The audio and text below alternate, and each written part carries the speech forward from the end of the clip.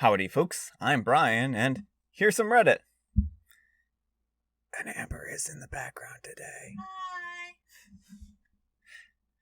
Our first story is titled, I'm a 32-year-old female.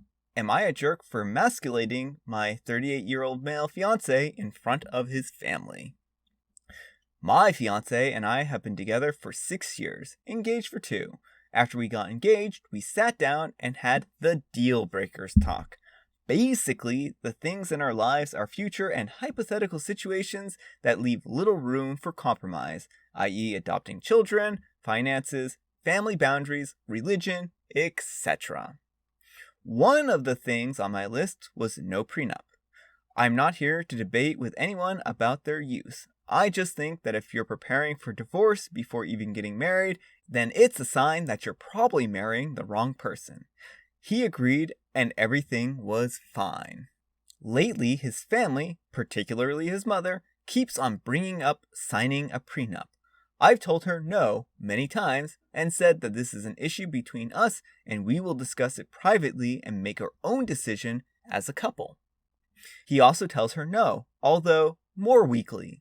Well, last night we went there for dinner and she brought out an actual prenup drafted by her lawyer. She put it down in front of me after dinner and told me to sign. I obviously didn't even read it, let alone sign it. She called me a gold digger. No one, including my fiancé, stood up for me, so I stood up for myself. I told her that there is no gold to dig here. I make 4 times as much as he makes. I'm an MD and he dropped out second year. I've paid off all my student debt. He has over $100,000 left. I have my own house, ample savings, and will certainly inherit more from my parents than he will from his. They have 6 kids and are middle class. What is she worried about? That shut her up real quick, especially when my sister-in-law said, if anything, he's the gold digger here. My fiancé is now mad with me. He said it was emasculating for his family to know that I'm so much more successful than him, and his brothers are making jokes and changed his contact info to gold digger. Personally, I don't think I was rude or out of line, but he thinks I was a jerk and I could have handled it better. Am I a jerk here? Alright, OP. No, you're not a jerk in this situation. Your fiancé had his chance to stand up for you and he didn't, and it sounds like you stood up for yourself and wanted to make sure that everyone was clear about where you two stood financially. You were tired of these shenanigans. You were tired of this family, nagging you to sign a prenup, and that they had the audacity to make the assumption that you were like digging for gold, so to speak. And I don't know. I think that that's really rude of them. Their family is really rude. Your fiance is pretty rude here too for not actually standing up for you and telling his mom to take a hike. So no, I really can't fault you for how you handled this situation. So yeah. Anyhow, take care and good luck. If there's anything emasculating here, it's that your fiance can't keep his mommy out of his relationship even as he approaches 40. Ouch. That was a burn. Edited ad, not the jerk. Didn't figure this would end up where a judgment might be relevant. His mother brought in a prenup in front of the whole family after he already said no. His mother called his fiancé a gold digger in front of him and the entire family. But you were the one who emasculated him, not the jerk. The fact that he didn't offend you is a huge red flag. The fact that he feels emasculated is a huge red flag. The fact that he blames you instead of his mother is the biggest red flag. His mother thought it was a test to see if you were good enough for her son. It was actually a test to see if he is good enough for you. He failed. That might actually be fair. Those all might be red flags. Speaking of out-of-line parents, our next letter is titled, Am I a jerk for being the one to pay for my niece's tummy tuck after years of her parents telling her no? Jenny went through a trauma as a kid and ended up becoming an emotional eater, obese, and held back a grade, socially stunted, etc. Her parents, with a lot of pushing, put her into therapy, and she was able to heal from the trauma, and then gain some control of her eating. Because they waited so long to take the problem seriously, after she lost the weight, her skin didn't bounce back, and she was left with a saggy belly and a protruding abdomen. She had a double roll belly, where there's a roll above and below the navel, and the bottom one tends to stick out in clothing. Before the body image brigade rains down on me, this is not just the fat that naturally gathers there for a lot of women. This is overhanging fat that is almost always visible in clothes. Nothing she did would fix it. Her parents are very much anti-plastic surgery, and given that she was a teenager, I totally get it. But she was miserable in her body. Jenny stayed with me during the summers because I live near a beach and loved to spend time with her. Over the years, she would cry and cry and cry to me about how much she hated her stomach and how she just wished she could look normal and her parents would let her get her tummy tuck. Last year, I decided I would give her a tummy tuck for her 18th birthday, as long as she cleared it with her counselor. The counselor agreed that this is something that would truly help her. She had it done late in the summer. It healed while she was staying with me, and then she went to college. I can't tell you how different she was. Confident, happy. She finally wore clothes that didn't hide her body, the whole 9 yards. She even asked someone out at the beach. She came home for spring break and finally wore something that made her mom take notice. And I'm guessing her mom saw the scar. She hit the roof and started yelling at Jenny for what she did, asking her if she really spent her college money on something this frivolous, etc., etc. Jenny came crying to me about it, and I knew I couldn't let her mom blame her, so I fessed up. Now I'm blacklisted. My sister basically thinks I'm the devil, warping her kid's self-esteem and self-image, that I should have told her to learn to love her body instead of giving in to the diet culture.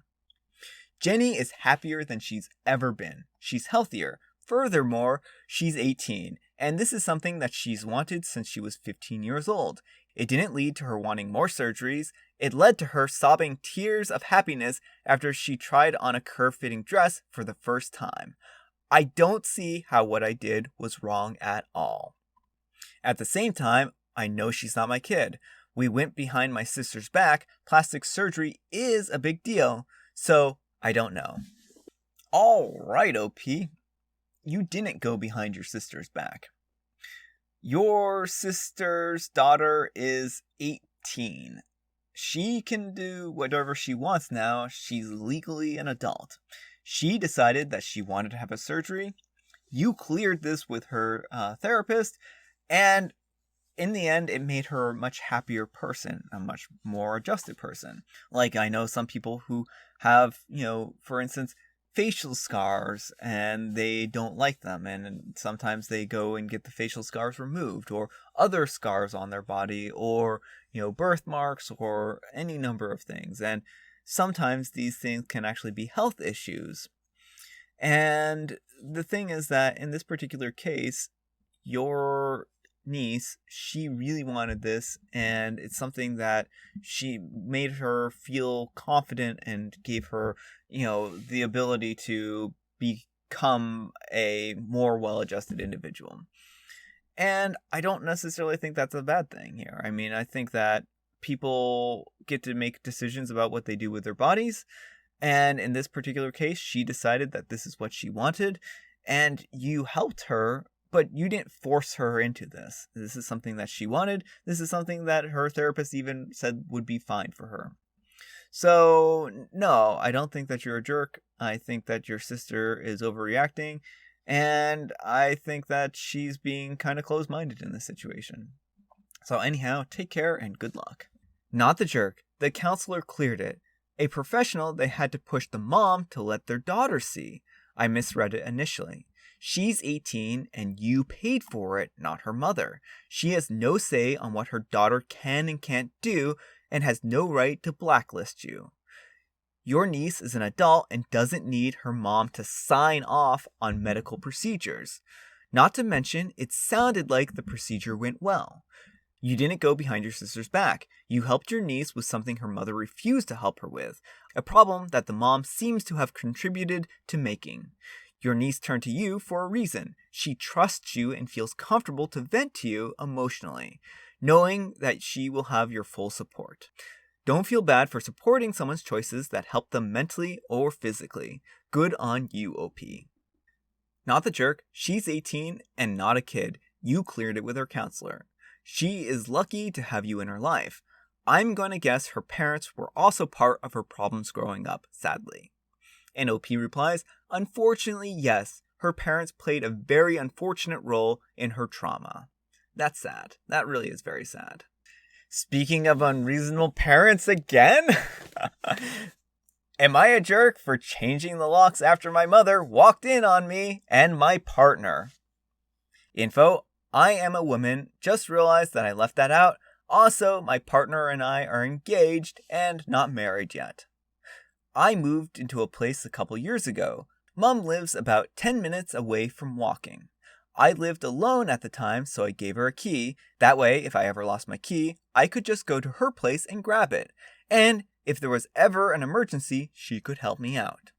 My partner of 3 years moved in with me about a year ago. He wanted to move in sooner, but had some stuff to sort out. I asked my mom for her key so I could give it to him, but she kept forgetting, so I just made a copy of mine. Mom has kept her key. And though she swears she doesn't use it, I'll get home and occasionally, maybe once a month, find something is different and my mom admits to causing it. My partner and I also have a baby, a 6-month-old. And while I'm able to be at home with the baby right now, if my partner is ever out and I need to go out, Mom having a key means I can ask her to come over and it enables her to leave the flat and take the baby outside. Edit. Some people have questioned this phrasing, so I will clarify. I do not leave my 6-month at home alone. My partner has to physically go into work while I am on leave. There are still times I have to leave the house and can't take my son, so in those instances I ask my mom to come over, wait until she gets there, and then I go out with my key. If, while I'm out, my mom wants to take my son for a walk, then she uses her key to get in and get out. I don't leave him alone at any point. It was my birthday a few days ago and Mom decided to let herself in. Her plan appears to have been to enter the bedroom and wake me up with a surprise, her presence in my flat and a card. Unfortunately, she's the one that got a surprise, catching me and my partner while we were, busy. Mom left the room, but let's just say it ruined the mood. And her joking after to break the tension did not work as she had hoped. Obviously, everyone is embarrassed by this, and on the basis of me not wanting this to happen again, I asked for her key back, saying next time she wants to come over, she can call or text and say she wants to come by, and I will let her in. She refused to give me the key back, calling me short-sighted, selfish, and ungrateful. And said I'm prioritizing my relationship with my partner over my relationship with her, which, yeah? I said that she's acting like a jealous ex, and it's creepy. She needs to calm down and leave the key. She then took the key and stormed out. So, I asked my partner to change the main lock. Mom tried to get in yesterday to talk to me and make up after our argument, but when her key wouldn't work, she called me a jerk for shutting her out and not having a conversation with her, saying me going straight to changing the lock made her feel like I didn't trust her, and not talking to her made her feel like an unruly child. Am I a jerk? Alright, OP, so let me get this straight. Your mom surprises you while you're in the throes of passion, tries to crack a joke about it, refuses to give you back the key, says that she can be trusted with the key, and then the very next day tries to let herself back in with the same key? Yeah, she totally can be trusted in this situation. This is... I don't see I don't see the problem here at all, OP. No, I mean, the thing is that she clearly can't be trusted. She's abusing her key privileges. And she abused them. This was the straw that broke the camel's back, so to speak. She could have just been a little more respectful of your time, given you a call or texted you to let you know that she was going to come over and visit you early. And even if it's your birthday, like, who does this? Who goes into their adult child's house where they have a partner and surprises them early morning? I think there's a rule that you don't even call earlier than 8 o'clock or even 9 o'clock on the phone for people, depending on, who the person is. Like, if you know someone is truly an early riser, you can give them a call before 8. But generally, I think the rule of thumb is don't call people before 9. So it kind of goes doubly for not to arrive at someone's house at such an early time unless you've already talked about it ahead of time. So, no, I don't know what she's thinking here. This seems really odd that she would drop in on her adult child's house and then not realize that you two might be doing something to entertain yourselves. So yeah, I don't know. I think that this is truly the right thing that you've done in this situation. I think that hopefully she realizes that this is not really good of her to do, that she cannot just, let herself in and out of your house at her own will and her own volition without consulting you first. It does make the child care part a little more difficult on your part. Now, I guess you're going to have to solve that, but, if your privacy is worth more than, that, then, I mean, that's worth more than that. And I would argue that it is probably worth more than that. So, anyhow, take care and good luck. Not the jerk, you did not go straight to changing the locks. You first asked her on that occasion and on previous ones for the key back, and she made it plain that she was not going to either return it to you or respect your privacy going forward.